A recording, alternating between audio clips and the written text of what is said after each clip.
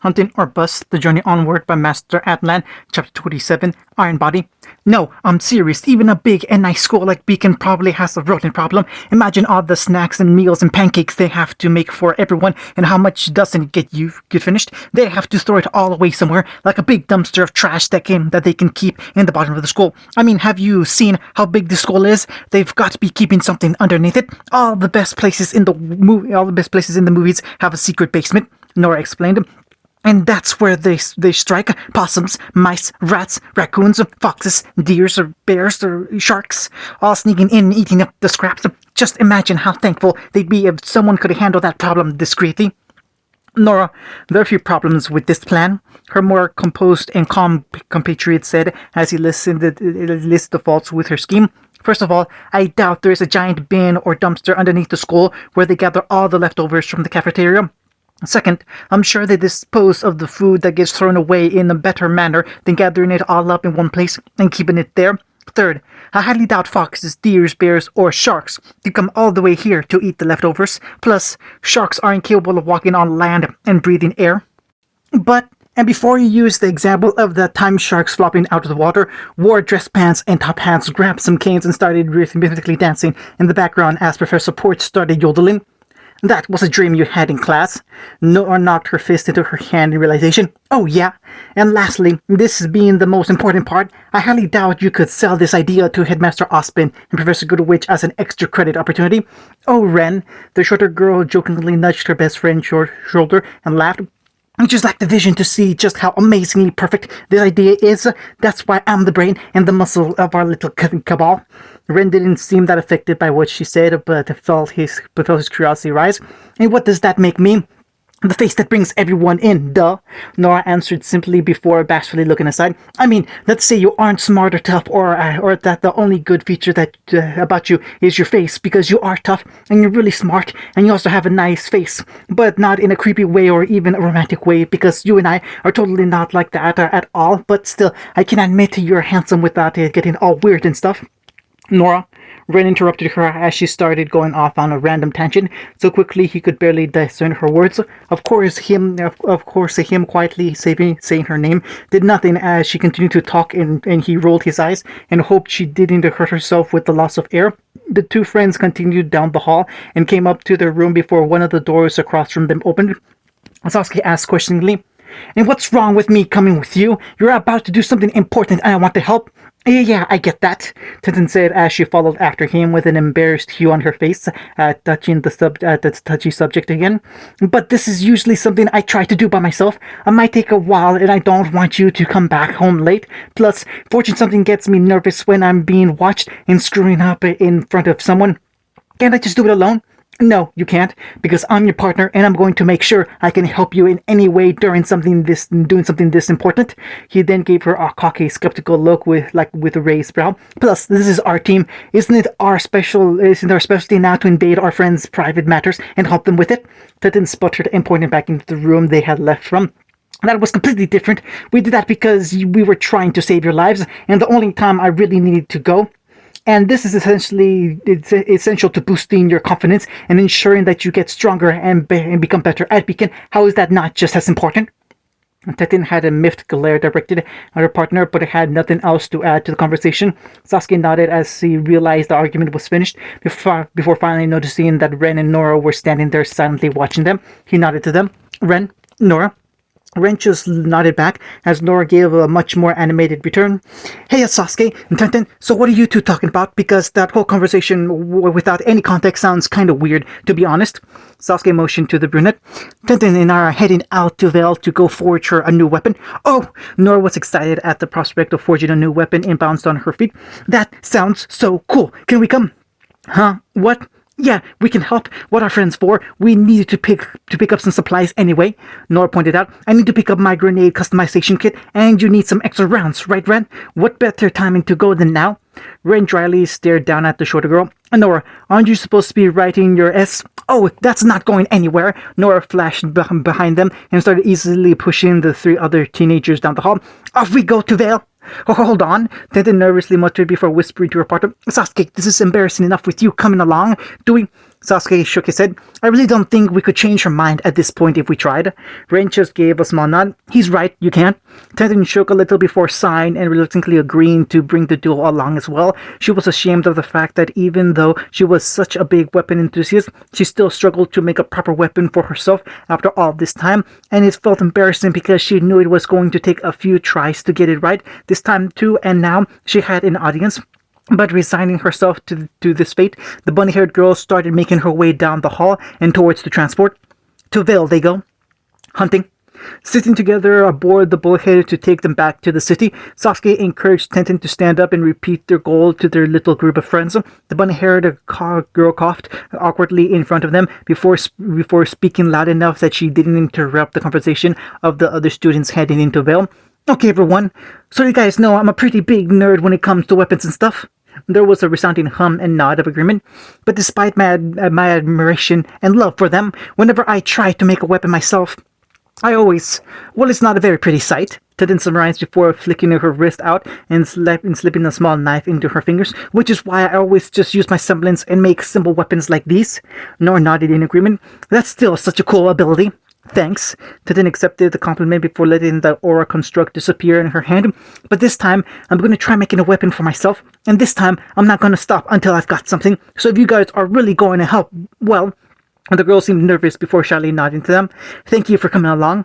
Sasuke, no problem. Ren, I'm willing to help any way I can. Nora, we are going to make you the most kick-butt weapon that's ever existed. Ruby, yeah, weapon making mission is a go. They all turned and looked at the newest member to the team. The youngest student kept her arms up high after her exclamation before noticing the look she was getting. She blinked. What? Do I have milk on my face or something? Ren simply raised an eyebrow. When in the world did you get here? I was following you guys from the hallway, Ruby answered before giving a nervous shrug at all the attention. Well, my room was getting kinda loud because Weiss and Yang were arguing about the best way to use dust in the fight. Weiss was suggesting that since it's such a complex and useful material, that it should be used in such a way that it can complement its user and overwhelm your opponents. And Yang just said that it's fiery and it can make big explosions, and in the middle of a fight that's life or death, that's all you really need to win. Then Weiss made a joke about Yang not being smart enough to use it properly. Then Yang got angry and said Weiss was just was compensating for being a stick. And then Weiss said that Yang was just covering in extra weight and shouldn't be so proud of it. And then I got scared because they were screaming really loud, and I asked Blake if we should stop them. But Blake had slipped out when no one was looking, and I got even more scared. But then I heard someone say weapons outside, and I heard you guys were going to the city, and I followed, and now we're here. Ruby finished in a huff before trying to catch her breath. The others blinked once as they processed what she said before Sasuke shrugged. Well, I guess that answers all my questions. No! Tenten moaned out sadly as she plopped down in a seat and hung her head in defeat, running her hands through her hair. I didn't want her, of all people, to know about this. Huh, you don't want me here? Ruby said in a partially surprised and saddened at the idea she had done something to upset the older girl. She looked between the others as they just shook their heads like they had no clue whatsoever why she would feel this way. Ruby took a deep breath before sitting beside Tenten on the other side of the aisle and asked, "Did I do something to make you mad?" "No, you didn't do anything wrong," the brunette reassured the hooded girl as her hand fell from her head. She sat back in her seat and sighed before looking at the younger leader in shame. "Ruby, you're the only other nerd I know who loves weapons as much as me." Once again, there was a resounding hum of agreement at calling the girl a weapons lover. Ruby actually blushed and seemed bashful at the compliment. "Aw, shucks." Which makes it so much more embarrassing. Tenten whined as she slumped into her chair. "If the only other person I know that loves weapons like that finds out I can't even make one, that's just humiliating." "Humiliating?" Ruby shook her head. "Tenten, I completely get where you're coming from. Before I finished Crescent Rose, I made so many mistakes that I have nightmares about all of them. It sucked." Tenten's head stayed hung before rising a little in relief and looking at the girl beside her. "Really? Yeah, when my Uncle Crow first showed me his weapon and said, 'Make something like this and then I'll start teaching you,' I was totally stumped about what I was going to make. I tried making like 100 different scythe combinations at a time, but they all totally fizzled out." Ruby explained with a pitiful tone. I remember in the less than enjoyable memory, my dad kept telling me that I could just make something simpler when I got to Signal. Yang kept patting me on the back and said she would just help me make a weapon similar to hers, and Uncle Crow just sat by and watched me work. It was so embarrassing. Ruby's eyes sparkled and she cheered up joyfully. But then it happened. I made it. Perfection. Ruby closed her eyes and her hand started holding something that wasn't there. Bolt action, high caliber, take the head off a young Beowulf with one shot, and the blade. She giggled and shook with excitement before looking up at the other girl with pride. After a bunch of screwing up, I finally made my perfect weapon because we needed a bunch of time to make the greatest thing ever, and I know you're gonna make an awesome weapon too. Tetten sat up a little with a faith returned to her eyes. You really think so? Totally. Tetten smiled before reaching into her backpack and pulling out her notebook. She flipped it open to the first few pages and showed it to the girl. I actually have a lot of plans and designs in the making. Ruby looked at the journal before her eyes widened in wonder, and she snatched it up. She looked at the design and bounced into her seat. Oh, is this a shotgun axe that fires smaller axes? Tetten nodded and Ruby squealed. That is so cool, and you made such a cool design for it too. Tetten smiled and shook her head. No, this is an old model of mine. You can tell with the silly drawing. I mean, who draws like that? Ruby looked away nervously. Who draws like that? Oh, let me see. Nora called as she switched seats and sat on Ruby's other side. She smiled. Whoa, I want to make this weaponized carousel. And Sasuke and Ren sat by silently and watched their friends go over the book. The Noctic swordsman relaxed in his seat and spoke to the team beside him. Sorry that you were pulled along on this little trip. I'm sure you probably had something else you wish to do. It's no worry. Nora was right that we needed to pick up some supplies, Ren quietly answered, and I am used to being pulled around by Nora. I don't usually have the energy to try and argue with her. In his defense, there probably wasn't anyone on Remnant with enough energy to match Nora's limitless reserve. Ruby and Naruto maybe if they were hyped up on sugar, but only for so long. Can I ask you a question? Ren inquired of the Uchiha boy as he gave him his full attention. Yushi has succeeded in making a weapon before this. Why is Tenten so adamant on making sure it works this time? Sasuke thought about his answer. Well, she seemed out of sorts after class yesterday, and she seemed very absent-minded when she came back after lunch. Sasuke looked ahead and saw Tenten pointing out to Ruby and Nora the best of her designs. I think it has something to do with Pyrrha. And Sasuke spared the other boy a look as he nodded. We noticed that Pyrrha seemed rather reserved after coming back from the cafeteria, very absent-minded. She barely reprimanded Nora for jumping on the bed and breaking one of its springs. And do you have any idea why? Sasuke shook his head. No clue, but I think it has something to do with the spar they had. Tenten seemed very determined to get stronger, become better like Pyrrha. Pyrrha just seemed despondent, like she was reminded about something unpleasant or annoying. Ren stated uncertainly while remembering the expression on his teammate's face when she and their leader had returned. The green-clad boy sat up in his seat as the bullhead was making its descent into Vale. It's strange now, being so worried and concerned about people when you don't know what they're thinking. I only ever had to worry about what was going on in Nora's head, but now I feel myself compelled to worry about John and Pyrrha as well. Sasuke silently thought for a moment before humming in agreement. It was certainly a strange feeling. A few years ago, he was worried about his brother, then a group, then him and Naruto, and now he was stuck with these people he had barely known for a few weeks now. And it was starting to feel like when he was with the family again. It was astounding how quickly these feelings could form. Hunting? Whoa!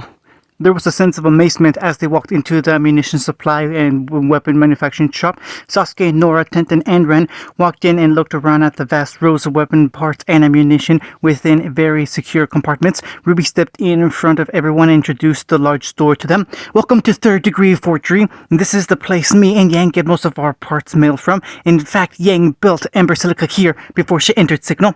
Oh, they got weapons for sale. I gotta see what they're selling, Nora announced as she darted off to check the supply. Nora! Ren paled and chased after his best friend in a panic. Nora! And here's the best part. The shop gives a discount on purchases for students of Beacon and Signal, and even lets you use the workshop for free, Ruby happily stated as she took out her scroll. If you're performing maintenance or making a new weapon, then the expenses get taken up by the schools. I mean, it handles most of the money issues, and you still need to pay a fee, but it's way cheaper to make stuff here. You just have to show them your credentials with the scroll and you're set. Tenten smiled and pulled out her scroll. Oh, so I guess more of the shops in Vale try to keep that policy than in Mistral. Her family's weapon shop also gave a discount for students applying to the training and hunting schools. They didn't have a policy with the schools that covered the weapon manufacturing, but their store did offer guidance and assistance with the forging. Maybe she could tell her dad to take up that idea when she called him again. Ruby happily marched up to the front counter and waved the older woman behind the counter. Hi again, Miss Hippie. The middle-aged woman with dark green hair smiled and put her book down as she leaned on the front counter. Well, it's been a while since I last saw you around here. Thought we were never going to see you run up and down these aisles again, little lady. I can never stay away from the cool weapons for long. I noticed. The old lady gave a kind smile and nudged her eyebrow up. I realized we were sending all your stock and refills by package up to Beacon. Something good happened since you last came in? Ruby blushed and seemed very bashful as she shrugged. I got moved up into Beacon earlier than expected. The little blush on her face disappeared before she remembered what she was here for. Oh, that reminds me. I came with some of my friends from Beacon because one of them wants to try and make a weapon. Oh, really? Tintin stepped forward and nodded graciously to the owner. Hello, my name is Tintin and I'm really looking forward to making a weapon here. Fantastic. I'll just need to register your scroll and we'll be on our way. Tintin handed her scroll to the older woman as she inserted it into a scroll jack and let the registry check out. Hefe looked between the young group of students. So, you kids are the next group running through the gauntlet at Beacon, huh? Yep, that's correct. Well, I'm glad to see you kids are energetic. Ren, check this out. Nora emerged from an aisle and called out to her friend as she fastened an arm guard to her forearm. She pressed the button on the side and 3 razor-sharp claws extended out from over her knuckles. Ooh! She stared in amazement before pressing another button as the blades connected together and bent to create a rotor. The rotor started spinning rapidly and Nora felt herself getting lifted off of her feet. Oops! Nora, take off the gauntlet. Nora hovered from dipped into an aisle, and Ren went chasing after her. Nora, take it off! And clash, swish, crash. The sound of weaponry falling over and the rotor ripping through the shelves echoed through the shop. The owner sighed and rubbed her bridge of the nose as Nora called out, "We'll fix it!" A tone came off the computer monitor and Hefe pulled the scroll off and handed it back to Tintin. Okay, all good. Follow me and I'll show you to the forge.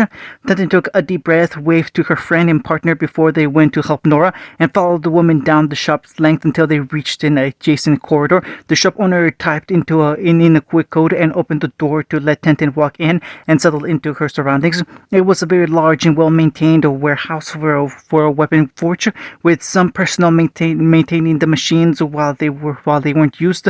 There were slabs and sheets of metal off to the side, and even old swords that were no longer being used that could be melted off for new material.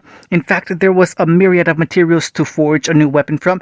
They had an open furnace with a protected source of fire dust underneath it, so you could freely control the temperature. And there were scorched marks around the opening, so it was used often, while still being clean enough that the leftovers from the previous forge didn't mess up the next one. A 3D printer if you needed specific components they didn't have on hand, a grinding wheel for better edges, a plasma cutter, stencils in case you needed to form a basic pattern. Oh yes, she was home. We have some guys that know their way around the machinery if you want help. Most other kids have already finished making their weapons before going to school, so there probably won't be a lot of other customers right now. The older woman turned to the blunt girl and spoke cautiously. Now there are a few precautions you should take before starting. No worries, Tintin said, pulling her blouse over her head to reveal the black sports bra she was wearing underneath. She slipped the blue sandals off her feet and placed the articles in a safe spot away from the flames and welding. She took a ragged jacket hanging from the for the customers to use and some boots before she gave a confident smirk. This is where I live. Hefe looked at the girl and was impressed by her drive before nodding and stepping back. I'll leave it to you then. Tintin smiled before stepping forward and looking around at the tools and machines at her disposal. She smiled before flipping her notebook open and finding a design she enjoyed the most. She opened to the middle of the book and smiled. A pair of gauntlets secured along the forearms with serrated blades along the length and capable of detaching and connecting together into a powerful and devastating whip, and could restrict and clamp down on blades to capture or break them. Tintin smiled before clapping her hands and preparing to get to work. Hunting. And every few days, we have a sparring class to fight against each other and get stronger. And the cafeterias are way bigger and have better food than Signal did too. Ruby explained to the owner in excitement before pulling out a scroll. Oh, and they have this thing where we can type in our coordinates and have our locker and weapons sent to us in an instant. Here, let me... No, that's okay, sweetie. I believe you. And we can't exactly risk renovating this place after a locker comes breaking in.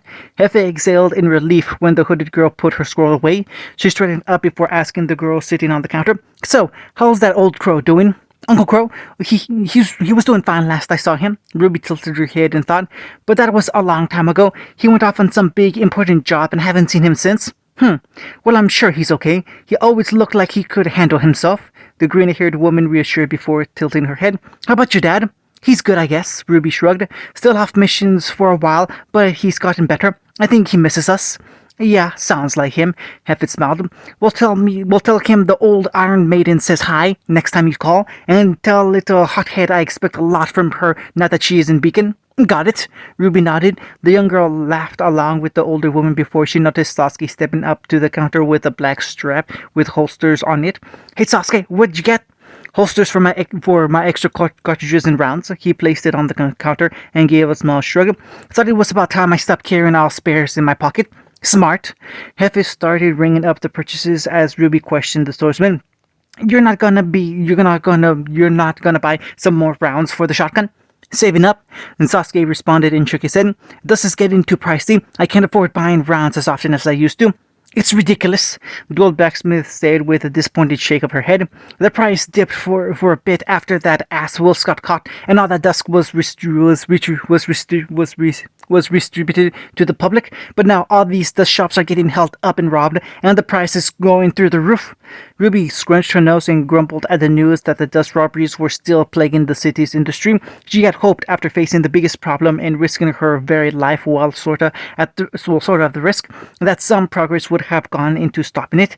Her mind went back to the image of that smug jerk with the eyeliner that had attacked the old man's shop a few weeks back, Roman Torchwick and his goons.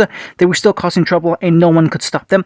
Ruby thought about maybe sneaking away and conducting another secret mission by herself to defeat this new crime lord. Before she realized Yang and Weiss would tear into her way too much if she did. Beep! A buzzer went off behind the counter as someone rang in from a speaker. Boss, we had a bit of an accident back here." Hefe quickly headed for the forgery as Sasuke and Ruby followed after her. She typed in the code and opened the door to find her other employee putting out a small fire over an anvil. Tenten was standing off to the side with her head hung and her shoulders slumped in disappointment. "Tenten!" The girl looked up as her friends came running to her side in concern. "Are you okay?" Tenten nodded. "I'm fine. They got the fire out before it could spread." The girl sighed and shook her head frustratedly before looking at the charred remains of her first project. She clicked her teeth before flipping the page to a different design and slamming the book down. "Another failure. On to the next one." Sasuke and Ruby shared an uncertain look before Ruby stepped forward. "Tenten, do you want me to look over it real quick? I can check what might have gone wrong in a way." "No, it's a dud. I'm moving on." Ruby shut her mouth and watched as the older girl headed towards the stencils to make another outline. Hefe sighed and headed back to the counter to keep an eye on the hyperactive ginger causing all the damage to the store. Ruby and Sasuke hesitated to follow after her before they looked between each other and came to the same decision. The two students stood against the far wall and waited for their friend to finally finish her project. Unfortunately, Tenten didn't make her masterpiece that day, or the following day either. Hunting. Weiss was reading over her magazine article about the recent sighting of the White Fang on the edge of Bakuo. The local police had gotten word of a White Fang gathering somewhere in a town on the edge of the kingdoms and went to break it up and capture who they could. However, just as they had arrived to arrest them, there was a fight, a very vicious one at that. The streets had been filled with trenches and that entire part of the town had been partly destroyed in the process. People were injured, but thankfully there hadn't been any fatalities discovered as of yet, and the town had enough protective barriers that they didn't need to worry about getting blindsided by the Grim. But the White Fang had successfully escaped, and they were causing a fear and plague to grip the minds of people once again. The Schneeharris gave a huff before she peered at the picture accompanying the article, a picture taken outside of the perimeter of the raid by a local photographer. The image showed a small fire engulfing the building that had been raided, and in what looked like several figures standing on the roof of it before it collapsed, but one of them looked distinctively different from the others. He looked like his whole body was white. He didn't look like he was human or faunus. He looked kind of like snacks. Eep! The dust user let out a shrill scream when Ruby hopped down from her bed and right next to hers. The ivory-haired girl calmed her beating heart when she realized Ruby was just doing something stupid and shook her head. "What are you doing?" I'm getting some snacks and stuff to eat while I'm with Tintin and the others. The hooded girl peeked under Weiss's bed and looked up in confusion. Weiss, do you know where the big bag of snacks I hid under your bed went? Why are you going out again after class? Why did you hide snacks under my bed? Ruby popped up again. Oh, it wasn't your bed. I hid it underneath. It was Blake's. She dashed over to the other ground bed and pulled out a red bag from beneath. Got it. Blake gave her leader a stern glimpse. Ruby, I would appreciate it if you didn't hide your food under my bed from now on. Where'd my bag of goldfish go? Blake read her book again. No comment. Ruby just shrugged and hefted the bag over her arms before her sister jumped down beside her. The boisterous sprawler looked at her little sister curiously. So, little sis, what have you been doing exactly for the last few days? I've been going down to third degree forgery with Tenten and Sasuke to help her make a weapon. Miss Hefe says hi, by the way. What? You've been seeing all Hefe and you haven't told me? Yang grumbled and crossed her arms disappointedly. That's not fair. Sorry, Yang. I keep forgetting to tell you. She looked to her scroll and panicked. I'm gonna miss the next bullhead. They're probably there. Be back later. Ruby sped out of the room and left a trail of roses in her wake as she tried to reach her transport before it left. Yang stood back up at full height and scoffed. She shook her head jokingly. She's just running off whenever she wants to go play with her friends and stay out all night. Doesn't she have any idea how much she makes me worry? Weiss raised a delicate eyebrow skeptically. Are you trying to sound like a parent? I'm partially joking, Yang answered with a shrug. But seriously, she's running off and leaving us behind without any word. I swear, I taught her better. Didn't you ditch her on the first day so she could learn to make friends? She glared at her partner behind the book. Whose side are you on? Blake dryly stated, I'm not on either side, merely making an observation. Weiss sat back comfortably in her bed and went back to reading her magazine. I don't understand why you're complaining. It's actually quite quiet and calm when she's off on other business. Yeah, but she doesn't even invite me. Yang whined as she gestured to the two other girls. She gets to go hang out with Uncle Crow's old flame, and I get stuck with Killjoy and No Joy. Weiss and Blake both looked up from their papers to send glares at the blonde, a quick look between the two of them, and just ignore her completely to finish their receptive pieces. Do you two want to know which one is which? Hunting. Hefe took a quick look over her inventory and the profits they had made so far. A good job, a good day. Not the best, but a good enough one considering the tough prices with the dust disappearing so rapidly. There was only after an hour left before the store closed for the night, and she doubted that any big purchases was going to be made in that last bit of time. She decided to check on the little stragglers and headed towards the forgery. Most of the other workers had clocked out for the night, and there was barely anyone left that supervised the forge. Not that they needed to anymore. Turns out the Tenten girl was natural and completely followed all the safety precautions they had set. She understood every rule and knew how to work every piece of machinery to the best of its ability. Turns out her family owned a weapons place too back in Mistral. The girl had the knowledge. She was just lacking something. She opened the door and walked into the brightly lit warehouse to see Tenten still toiling away on the other side. The green-haired woman settled in her walk and looked over to see Sasuke silently watching while leaning against the wall, and Ruby curled up and snoozing with some snack crumbs on her dress. The hyperactive girl and her little caretaker had headed back early. The owner asked the boy, "How's she doing?" "Same as usual," Sasuke responded. "She has an idea and starts making it work rather well, but then somewhere along the line she screws up." The blacksmith sighed and shook her head.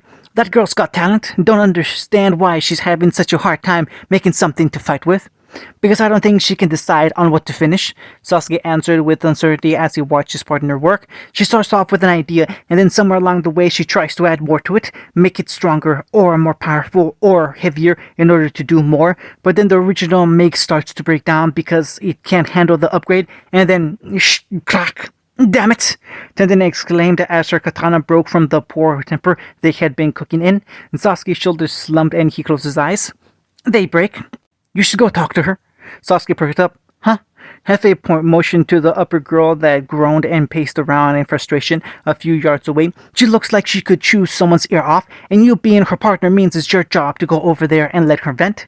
I don't think she wants to be disturbed. No, she doesn't want to screw up anymore. In order to do that, she needs to understand that it's fine to screw up in the first place." Hefe motioned to the girl and smiled at the boy. "Good luck, stud. You got an hour before we close up." Sasuke spared the blacksmith a look before sighing and running his hand through his hair. He pushed off the wall and started making his way to his partner's side. She seemed too distracted to notice his approach as he came up behind her. "Tenten?" The bunny-haired girl turned around, showing off the soot and dust marks she had accumulated from working in the forge since classes started. She looked very tired and fed up about her apparent futility from working the last 3 nights on this project. Uchiha knew she didn't want to be disturbed, but he was more concerned about her than her rules.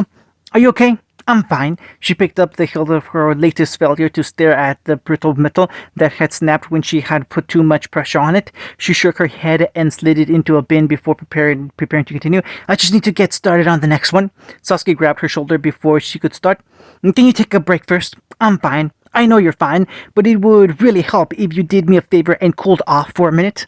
Tenten mulled over his suggestion before relaxing her shoulders and giving a grumble before stepping away from the oven and pulling up a stool to plop down on.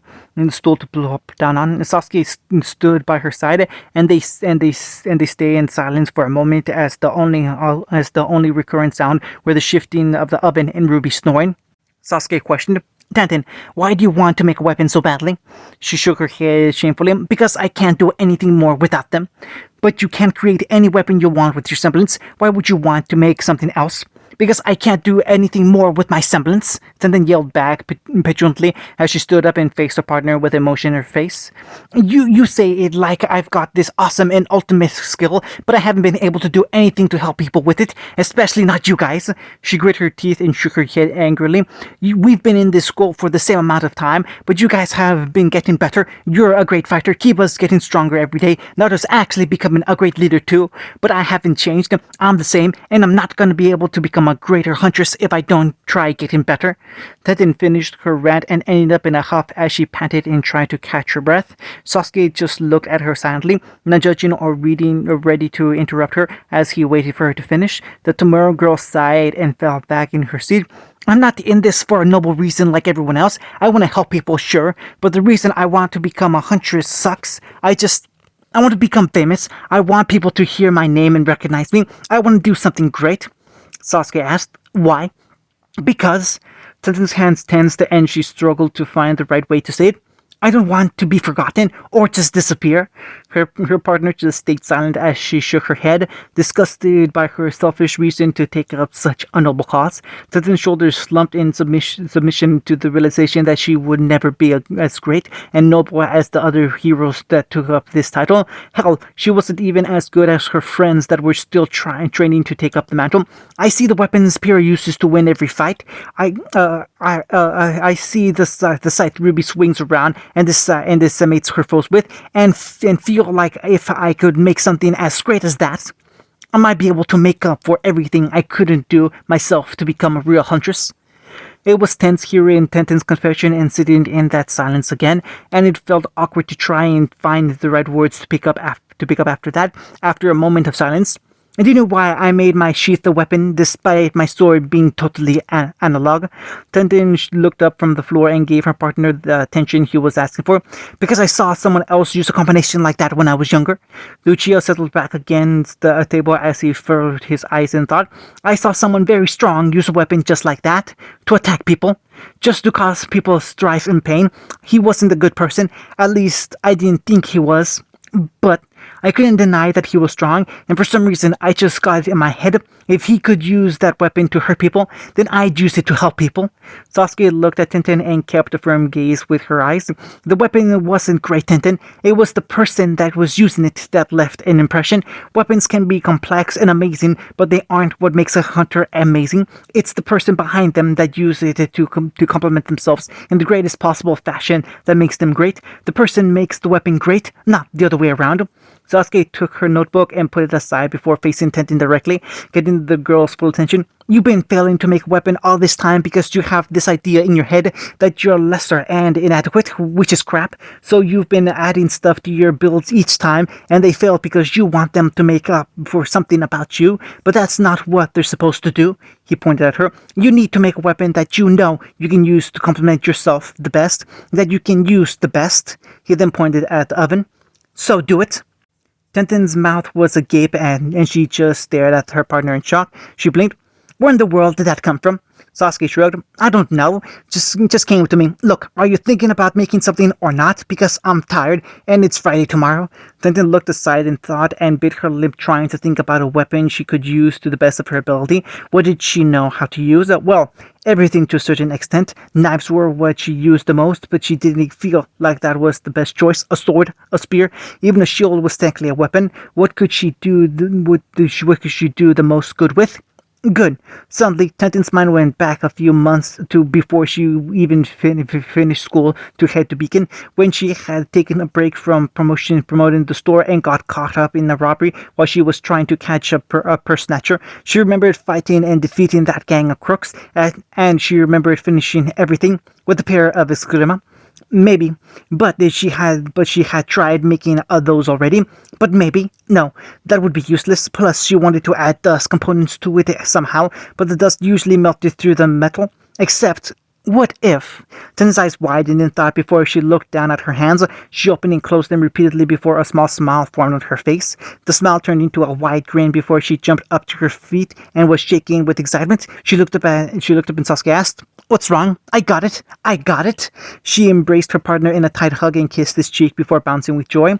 "Thank you, Sasuke." She sprinted across the room and yelled, "Ruby, wake up! I need help! This is why and chewed up your bra. It wasn't me." Ruby woke up in a startle before looking around. "What happened?" "Ruby," Tenta kneeled down to the resting girl and gave her a big smile. "I think I know what I got to make, but I need your help." Ruby blinked and wiped the sand from her eyes. "What is it?" Tenta leaned in and whispered. "Uh-huh," Ruby nodded. "But can't you make those yourself with your semblance?" Whispered again. "Oh," Ruby shook her head. "But how would you fit the mechanisms on them?" Whisper. "Interior." Ruby shrugged. "That could work, but it might melt." Whisper. "Oh, oh, oh." Ruby smiled and nodded. "Oh, that sounds awesome. What else can it do?" Whisper. "Ah!" Ruby abandoned her fatigue and jumped to her feet. "I want to make it now." "Exactly." Tenten pointed the girl in one direction. "Go see if they have a stencil for it. I'll check the materials and mechanical components." "Aye, aye." The two girls dashed into opposite directions to get to work. Sasuke stood in the middle of the room during the storm of movement as he just rubbed his cheeks in silent surprise. "Well, that worked better than expected." "Hunting." Hefe looked up the register and prepared to go send the kids home before it got too late. And Beacon preferred the students to get back before it was too late. It wasn't like there was a curfew, but the bulkheads only ran so long on certain days. Otherwise, they would have to take a train or bus, or God forbid, walk the whole way there. That was a damn long way. Away, the door was thrown open, and Hefe looked up to see the three students step out with a certain air of success to them. Tenta no longer looked like she was slamming her head into a table, and Rui was standing beside her with a smudge of dirt on her face. Sasuke followed up behind as Tenten proudly asked, "Oh, are you closing up? That's lucky, we just finished." The green-haired woman raised an eyebrow skeptically and smirked. "Oh, did you now?" Yes, we did." Tenten shrugged. "Wasn't that hard, actually? Don't know why I was always so worried about it. I was such a naive little girl back then." The blacksmith clumped before placing her hand on her hips. "Well, do you want to show me or what you made, or are you just gonna gloat?" "Oh, I can do both. Don't think I can't," Tenten said in a mix of smugness and pride, before she hefted the tarp onto the counter and pulled it open to reveal the new weapon. Hefe raised her eyebrows and whistled at the beauty. "Impressive. I guess the longest toils bear the best results." "You have no idea. It's almost perfect. Just one missing touch," the old woman said, getting the attention of the three students as they leaned forwards to hear what you had to say. Hefe asked, "What are you gonna name it?" Who's the fair, handsomest of them all? And what I'm saying is that out of all of us, I've got the most rugged features. What? Are you stupid? Look, you both got baby faces. Baby faces? What the hell? But I've got tattoos on my cheeks. You know I got to be tough to do something like that. Yeah, that's the first thing going through someone's head when they see you. Oh, he's got tattoos on his face. He's so rugged and charming and totally not a psychopath. You're a moron. I, on the other hand, have these amazing things on my cheeks, and people know I look adorable. You look like a kitten. And you'd be the only kitten in this whole world, I'd probably kick for being annoying. And you're a mutt that needs to be smacked. Okay, you two, that's enough. Now, I hate to say it, but I'm pretty sure I got you both beat. I have a source that says ladies like the scraggly blonde look, and it's all natural. Why sarcasm doesn't count as a source? You don't know that. Look, there's only one way to solve this. The three boys walked into the cafeteria and made a straight line towards the normal seating spot. Once it came into sight, they noticed all the girls from their teams and Ruby sitting together. Ruby was the first to notice them and waved them over. "Hey guys, what took you—" "Sorry, no time." Naruto interrupted before slamming his hands down and looking between all of the girls with dead seriousness. "We need all of your help. We need all of you to help us with something." They sat up at the urgency and tone in Naruto's voice before he pointed between him, Kiba, and Sasuke. "Who's the best looking?" The girls all had varying expressions after the question was asked, but it was mostly between surprise or disgust. Ruby shivered. "Ew, really?" Rice groaned and sat back to finish her nails as Blake completely blocked them out and went back to her book. Tenten rolled her eyes and Pyrrha sputtered, worried about how to answer as Naruto tilted her head curiously. Naruto shook his head. "Look, it's not that hard. Out of us witches, the fairest," Rice quipped. The boys looked between each other and Kiba shrugged. "If that's what you want to call it." "I got this, girls." Yang finally spoke up as she got their attention and leaned forward in their seats. "Now, boys, I think you're all very pretty and deserve all the best gifts your callers offer you. Okay, don't push it. But there is one obvious answer that we can all agree on." The boys leaned forward for her answer, and even the girls perked up to see who Yang designated as the person who she found most attractive. "None of you." "Huh? Look, guys, you all have a certain charm to you. Can't deny that. But out of the whole group, the fairest goes to them." And just like that, they walked in. Sasuke and Ren just seemed to stroll in with the whole world going silent and slow around them.